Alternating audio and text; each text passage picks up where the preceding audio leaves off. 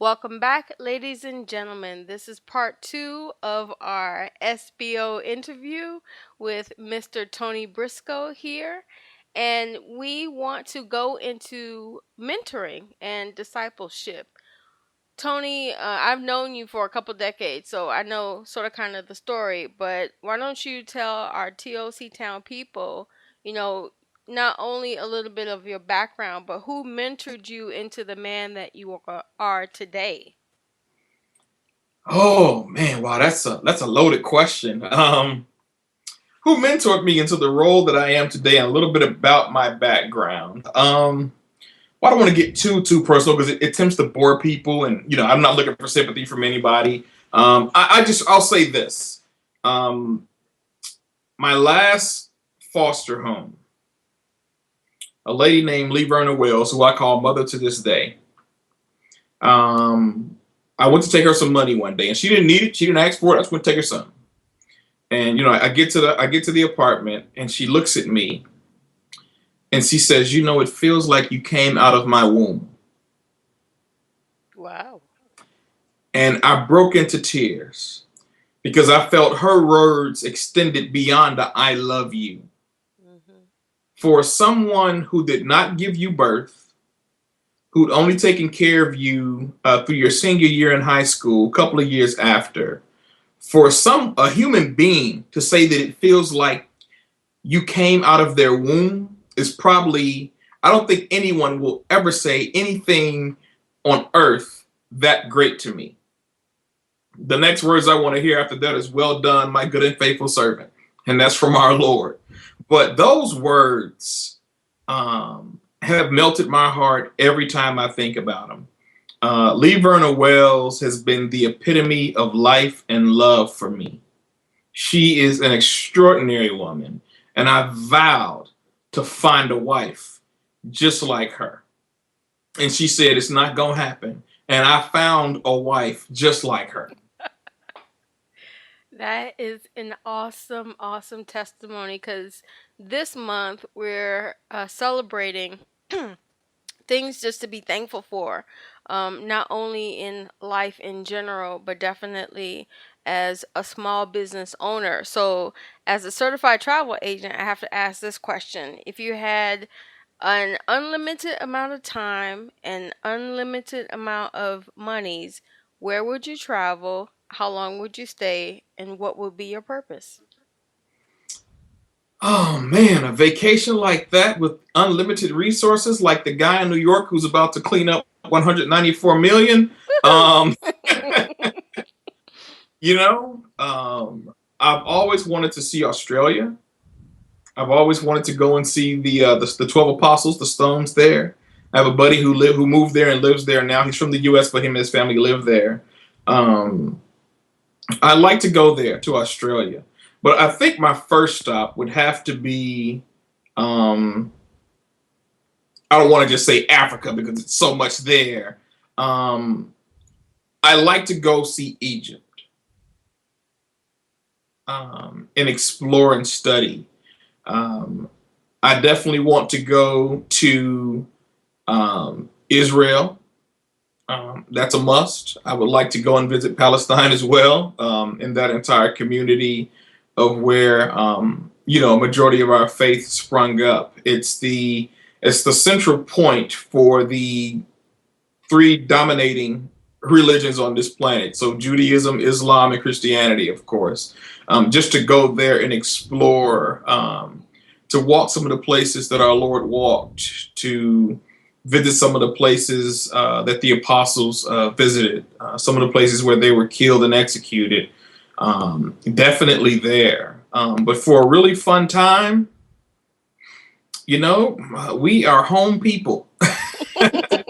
You're Uh, homebodied? we are home. We are home. We are home bodies. Okay. We can be at home all day perfectly fine with each other. Ultimately, I'd like to fulfill my wife's desire to retire, probably towards Colorado. She wants to live in a log cabin home for the rest of her life, towards retirement. So I'd like to be able to do that to make her. So if everything was in place and all of that was possible, that would be it for Briscoe.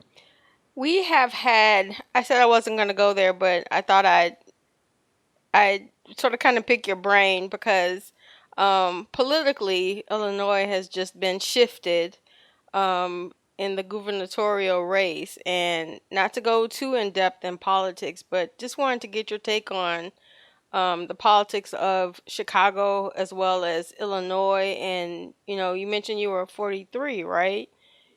Yes, Yeah. yes. And growing up as a brother in Chicago, now from them, I'm sure you've had time to take things into retrospect, but politically speaking, what do you think of what just happened? Um, it doesn't bother me per se. Um, and I have to choose my words carefully because of my employer and the connections. I'm about to uh, say, yeah, so I'll choose my NSA may words be wisely. listening thanks to Snowden. Yeah, I don't want to go. You're like the guy at the Sun Times who was forced out because of comments made. Okay. But I always thought this, and I'll keep it really brief. I always thought that Washington needed a climate change from Republicans to Democrats. I always thought that Illinois needed a climate change from Democrats to Republicans. I always thought that. I am not sold to the Democratic Party because I'm black, but I think that's what this election pretty much dictated, right? I It agree. sent a message to the Democratic Party that you cannot pimp the black vote anymore. I agree.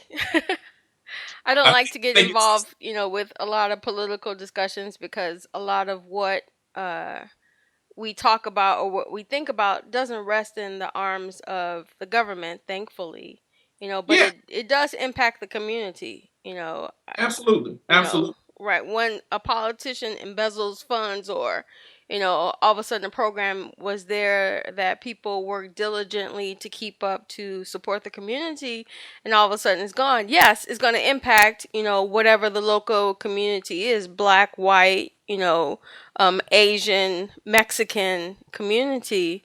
But like you said, I feel the same way that there was a shakeup, because not only Illinois, I understand, other states also switched, and the voters of the people spoke loudly saying, you know what, you guys got to get this together. Yeah, they spoke really loudly, but I'll also say also in Illinois. I mean, Dick Durbin. They called his election at 7:30. Is the fourth term senator for. I think it's his fourth term as senator for Illinois. Right. Lisa Madigan covered her seat as attorney general in Illinois with no problem. And so you have people who are literally on the ground who are working for the people. The biggest issue I think the president has, and I'm paraphrasing from Dick Durbin this morning, is that the president never really got a chance to talk about everything that he's done. Right now, the economy's great, but he doesn't get credit for that. He only gets credit when the economy goes bad. So, but Such he's as been every hit with so president. yeah, he's been hit with so much. Like, when they finally got things, handled down from a little bit of ISIS and the situation he got put in, the Ebola thing broke out with him. And so he hasn't really had time to pitch. But I still think with the voter turnout that was in Illinois and Chicago alone, a message was sent. Now, the biggest conflict you're going to have with that is those pastors, and I'm not knocking any pastor for standing behind and supporting Bruce Rauner. Reverend Meeks came out and supported him. Corey Brooks' church was vandalized. Family was threatened for coming out and supporting him. But I do stand against those, or I have a slight ought with those who definitely said you need to vote for. And Right. so what Pastor Brazier did was opened up a window for Pat Quinn to come through and for Bruce Rauner to come through. Bruce Rauner didn't feel the need to come through and address the people during that time, but Pat Quinn did. And so that's fine. But he's always been fair. When the Senate race was up between Mark Kirk and Alexis Janulius, when that came up, both intelligent men. Mark Kirk, way more seasoned politician. I actually like Mark Kirk when he presented and brought to the table. And so, but again, it's the political arena, right? Nobody's going to win. Nobody's going to always be the victor. You a lot of Democrats who I've friends that I know are like, oh, well, why did I even vote if Ronald was going to win? Well, you didn't know he was going to win, just like the 1,550,000 people who voted for Pat Quinn didn't know he was going to win. Exactly. But the 1,987,000 that voted for Bruce Rauner, they got their point across, and so we'll just see what he can do. Bruce Rauner, if we can hold him to the mat, he said, "Hey, if I don't do a good job in the next 4 years, in 4 years, vote me out." I'm sure they're Just going to give be me a holding his chance. feet to the fire. I'm sure.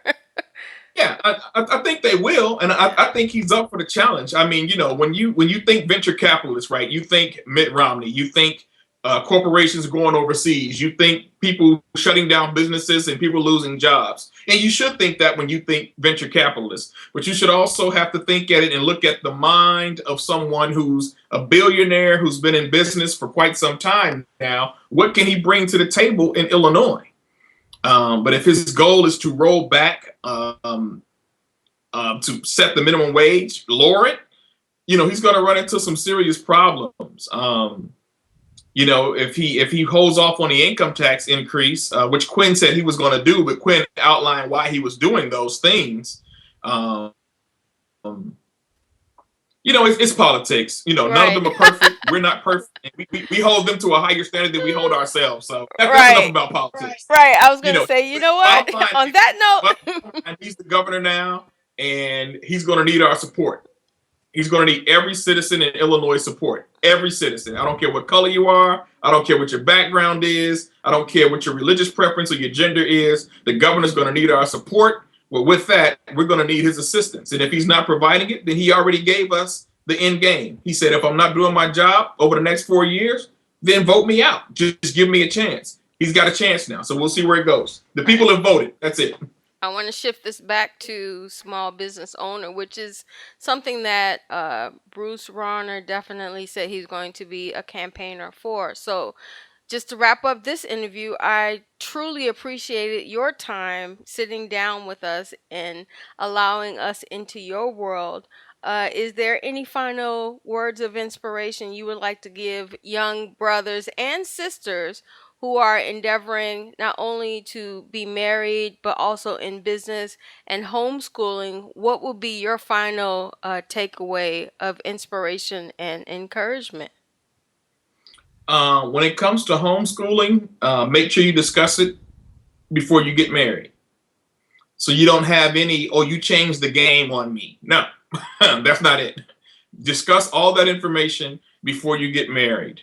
In regard to small business for young people, I'm just going to say this. I'm 43 years old. I just set up a company that I'm working on called Write the Vision. Very excited about it. 2 clients under my belt so far. Taking them in as pro bono just so I can work out the processes.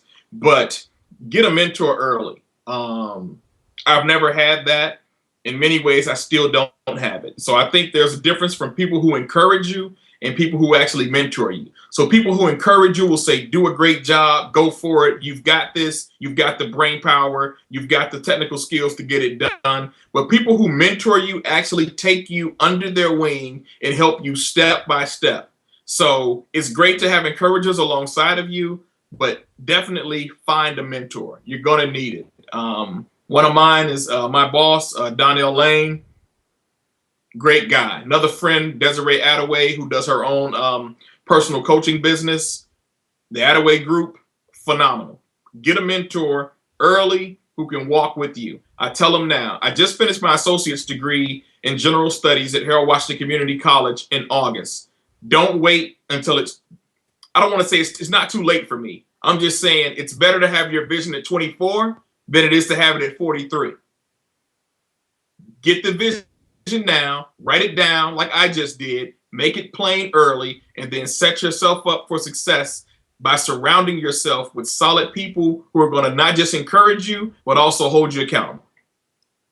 Thank you, ladies and gentlemen. You heard another chief artisan trainer, Tony Briscoe. If they want to get in touch with you, Tony, what's your email or contact information?